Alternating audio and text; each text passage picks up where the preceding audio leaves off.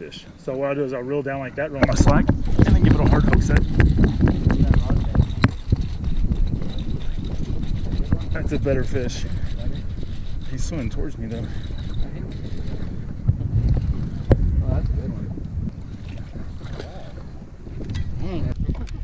Hey, what's happening, guys? My name is Jeremy with Fishing Lone Star, and today we're talking big Texas rigged worms. And when I say big, I'm talking 11 inches, 11-inch worms. In this particular case, I'm showing the Blitz worm by X Zone Lures. You'll see here in that summer crawl color. It's a fantastic color for summertime and fishing deep. So what I'm gonna do is gonna be a two-part video. I'm gonna show you real quick how I'm rigging it and what I'm using, and then we're gonna go on the water to a recent clip of me also giving an instructional how-to from my boat on the exact retrieval technique and what setting the hook looks like to give you that footage actually on the water. So two parts, real quick, let's talk about the rigging.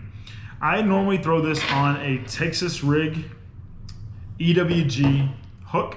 I believe this is a 4/0 hook.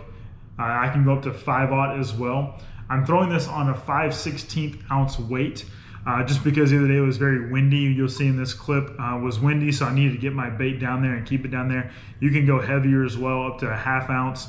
Normally I'm probably throwing a 1/4 ounce weight if there's not much wind, and I always prefer to peg my weight with that bobber stop. A lot of people prefer unpegged. It's kind of just a personal preference. I just like to peg mine. But what I'm basically doing is I'm going to Texas rig this. So what I like to do is see how long from the hook bend to the hook knot, or to the line tie is. I'm going to insert the hook exactly that deep into the worm, straight down the center, come out the bottom, push it up all the way to the top.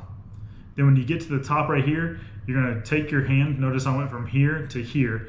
Twist while you're holding your worm until the hook comes through.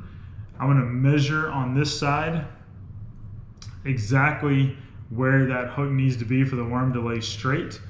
I'm going to keep my thumb right on it, just like this. I'm going to push that straight through and then bend it through the top. Now you'll notice the hook tip is currently exposed. You can pull your worm up and bury that hook tip in just like that, so it becomes weedless. All right, so there's the rigging. That's how I'm throwing my 11-inch Blitz worm. The reason why I like this worm is because when it hits the bottom, like so, this tail stands up and floats like this, and is wiggling in the fish's face, and it's very enticing. I'm also throwing this on a Tactical Elite 7.3 heavy rod. I like the heavy rod for big hook sets that you'll notice in this clip. But there's a lot of tip in this rod, which gives me a lot of good accuracy, and it is extremely, extremely sensitive, which you need when you're fishing a bottom bait like so. You need a very sensitive rod. I'm also throwing it on a Lose. This is a custom black reel. It's a 7:5 to 1 gear ratio. The gear ratio doesn't really matter. You can actually have extremely fast because you're not retrieving this with the reel, you're retrieving it with the rod. I'll show you that in a minute. And then also I'm throwing it on 20-pound fluorocarbon, although you could probably also use 17. I just like 20 because I know it's thick and stout and heavy. So that is it on the actual rigging of the bait, the rod, the reel, the line. Now let's get into the retrieval and the hook set, and I'll show you what that looks like on the water. Let's go check it out now. Yeah, and see how this hook is a little bit thicker gauge, and because the hook is not sticking out, if I feel a bite, I really have to like set it hard to get that metal to come out and drive in the fish's mouth. So with bass, they're not just going to bite this and then try to pull it in? Very rarely. Go for all of it? Very rarely. What's amazing is they almost always go for this part. Oh, okay. It seems crazy, but they do. They'll bite this part. Okay, so they go the head of the yeah to stop it. And when a fish bites it, it's not like us where they just take a bite. They come, and when they open their mouths, it's almost like a well, right? It sucks in everything.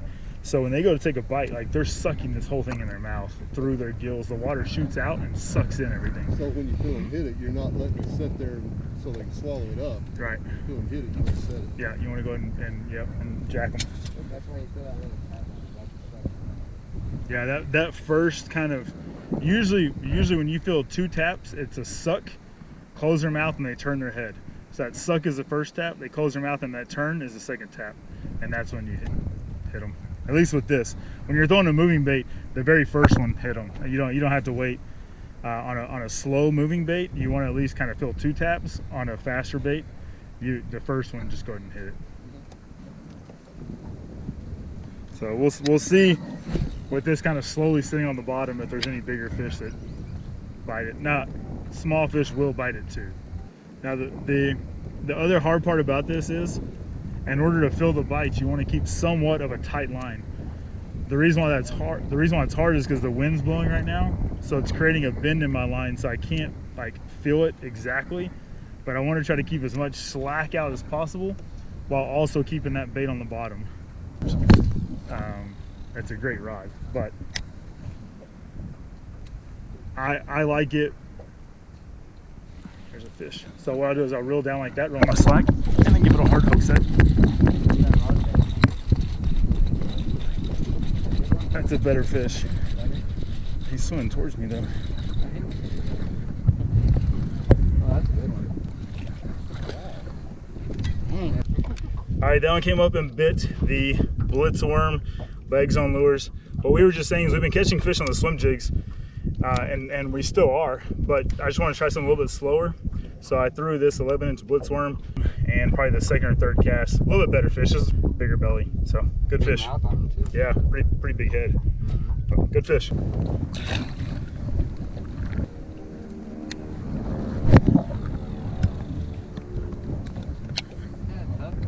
Yeah, so what I'll do is I'll kind of let it sit, because again, when it sits, that tail floats up in the water and just kind of sits in waves.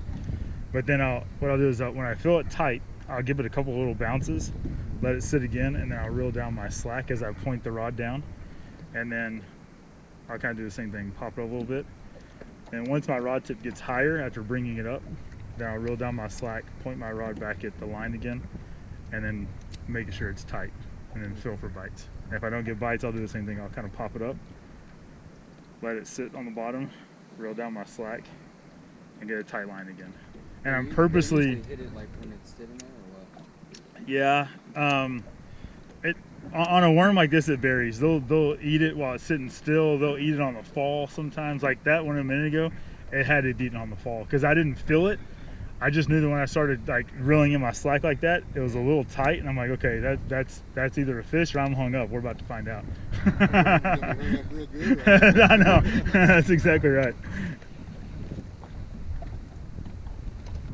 But I'm purposely throwing downwind as well, so that wind is working with me, yeah. Not me throwing it that way, trying to fill a tight line. All right, guys, that is it for Egg Zone Lures. That summer crawl, that's actually the color I was using in that video. Watermelon red works really good right now. Plum works really good, like that red bug color. Another great color right now, or let me rephrase that, another great color in darker water is black with blue flake. I also love that one. But the Egg Zone Blitzworm, it's a great bait choice. I actually picked it up recently in a Monster Bass box, and that's what tipped me off to Egg Zone was Monster Bass, and from there I've actually loved these baits. Let me know in the comments if you're catching a lot of fish, if you also throw a big worm. If you throw a different worm, let me know as well. Again, I like this one because it stands up in the water, and I've yet to find another worm of this caliber and this size that does just that. But if you know of one, let me know. Let some of the other people watching this video know as well if you're having success. Any other tips with the big worm? Comment below, please like, and as always, please subscribe. Thank you for helping me grow this channel. And if nobody told you today, God loves you, and so do I. Peace out.